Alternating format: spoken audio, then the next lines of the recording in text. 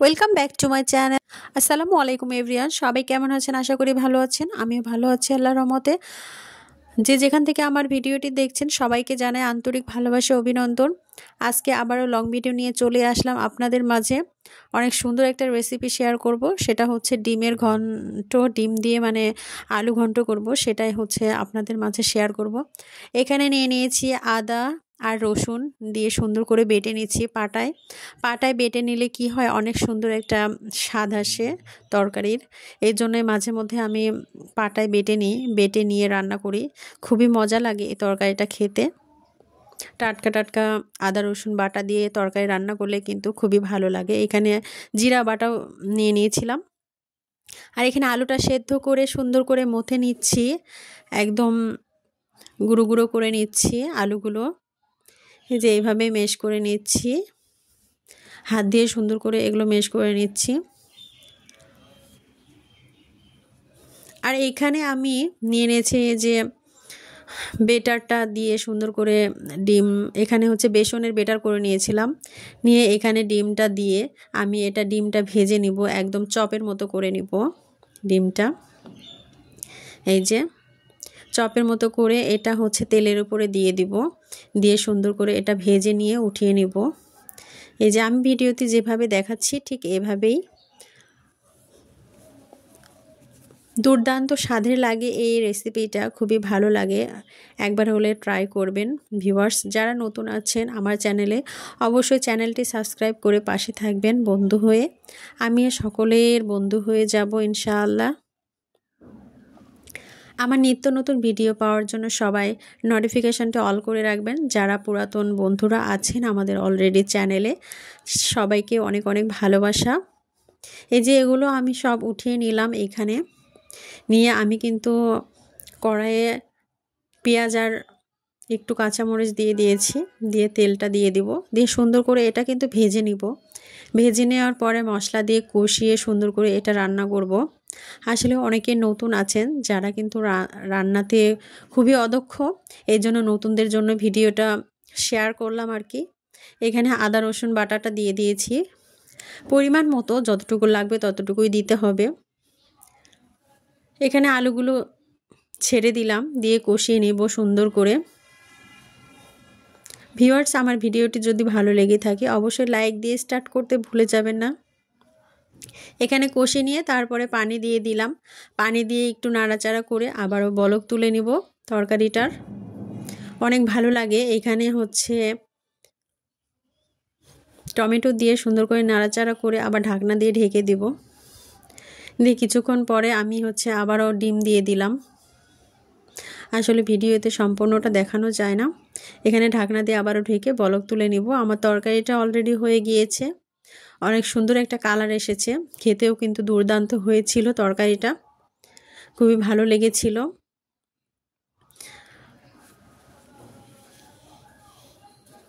বাসায় আপনারা এভাবে ট্রাই করবেন, খুবই ভালো লাগবে ইনশাআল্লাহ। খুবই মজার হয়েছিল তরকারিটা। এই যে আমি এখানে প্লেটে ভাত নিয়ে নিয়েছি অলরেডি, নিয়ে এখানে পরিবেশন করব।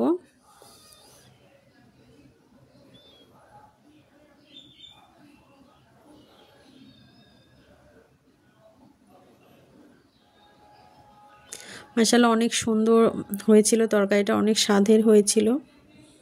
সবাই ভালো থাকবেন, সবার সুস্বাস্থ্য কামনা করি। আবার আরেকটা পর্বে চলে যাচ্ছি। এখানে আমি বিস্কুট তৈরি করে দেখাবো, সেটার জন্য এখানে আটা নিয়ে নিয়েছি পর্যাপ্ত পরিমাণে। আর এখানে বেকিং পাউডার নিয়ে সুন্দর করে এটা মিক্সড করে নিলাম। মিক্সড করে নেওয়ার পরে এখানে হচ্ছে ডিম ভেঙে দিব, ডিম ভেঙে নিব। দুটো ডিম এখানে ভেঙে নিচ্ছি। ভেঙে নিয়ে তারপরে হচ্ছে এখানে চিনি দিয়ে দিলাম। চিনিটা আমি হচ্ছে ব্লেন্ডার গুঁড়ো করে নিয়েছিলাম, সেই চিনিটাই আমি কিন্তু এখানে দিয়ে সুন্দর করে এটা মিক্সড করে নিচ্ছি হ্যান্ড উইক্স দিয়ে। আস্তে আস্তে চিনিটা দিয়ে আমি সুন্দর করে মিক্সড করে নিচ্ছি। পরিমাণ মতো একটু লবণ দিয়ে দিয়েছি। আর এখানে আটার উপরে গোলাটা ঢেলে দিয়েছি, যেটা হচ্ছে বেটারটা তৈরি করেছিলাম চিনি আর হচ্ছে ডিমের, সেটা এখানে দিয়ে সুন্দর করে এটা হচ্ছে ডো তৈরি করে নিতে হবে আর কি। বিস্কিট তৈরি করার জন্য একদম মথে মাখিয়ে নিতে হবে এটা। এই যে আমার অলরেডি এটা হয়ে গিয়েছে। এখানে কিছুটা তেল দিয়েছিলাম না, এখন একটু তেল দিয়ে সুন্দর করে একটু মেশ করে নিব, তাহলে হাতে লেগে যাবে না।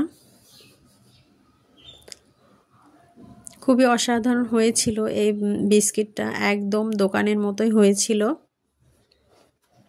আমি এটা হচ্ছে ওভেনে বেক করব, আসলে চুলাতেও হয়, একদিন আমি চুলাতেও আপনাদের সঙ্গে শেয়ার করব। এখানে গোল গোল করে বেটারটা হয়ে গিয়েছে, গোল গোল করে আমি নিয়ে নিয়েছি। এই যে এরকম করে সম্পূর্ণটাই আমি তৈরি করে নিব, একদম একই মাপে তৈরি করে নিচ্ছি সম্পূর্ণগুলো।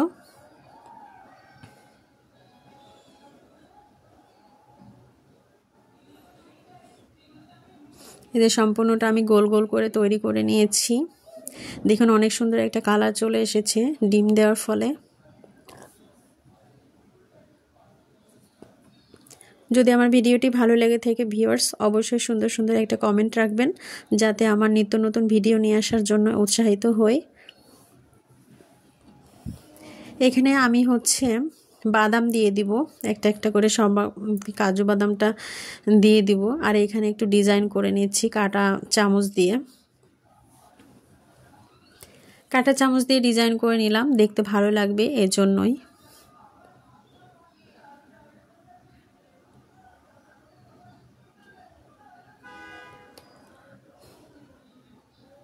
বিস্কিটটা কিন্তু অসাধারণ হয়েছিল।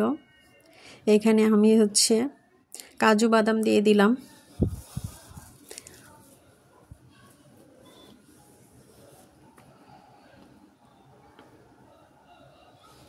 বাদামটা দেওয়ার ফলে বিস্কিটটা অনেক স্বাদ হয়েছিল। আমি মাঝে মধ্যে এরকম করে বাচ্চাদের জন্য আমি তৈরি করি মাঝে মধ্যে এটা বিস্কিটটা। আমি বাইরের খাবারটা একটু কম কিনি, আসলে আমি বাড়ির খাবারটাই দেওয়ার চেষ্টা করি সবাইকে। এরপরে আমি হচ্ছে একটা কুসুম ভেঙে, ডিমের কুসুম ভেঙে এখানে রেখেছিলাম, সেটা দিয়ে আমি এর উপরে ব্রাশ করে দিচ্ছি। ব্রাশ করে দেওয়ার ফলে এটা কালারটা অনেক সুন্দর আসবে, সেজন্যই আসলে এটা ব্রাশ করে দেওয়া, মূলত সেজন্যই, তাছাড়া কিছুই না। এখানে আমি ওভেনে ব্রেক করার জন্য দিয়ে দিলাম।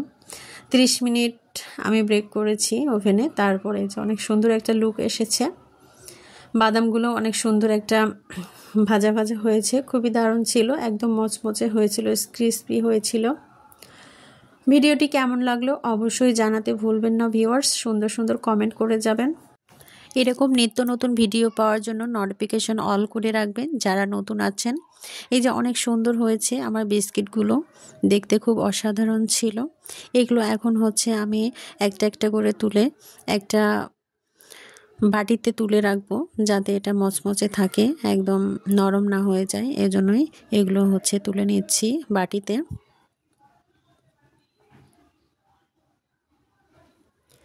একদম বেশি পরিমাণে তেল দিয়ে এটা বানাইনি ভিউয়ার্স, এটা স্বাস্থ্যের জন্য ক্ষতিকর হয়ে যায়, এজন্য আমি অল্প তেলেই আমি এটা বানিয়েছি। কেমন হয়েছে অবশ্যই জানাতে ভুলবেন না। সবাই ভালো থাকবেন, সুস্থ থাকবেন, সবার সুস্বাস্থ্য কামনা করে এখানে বিদায় নিচ্ছি। আল্লাহ হাফেজ।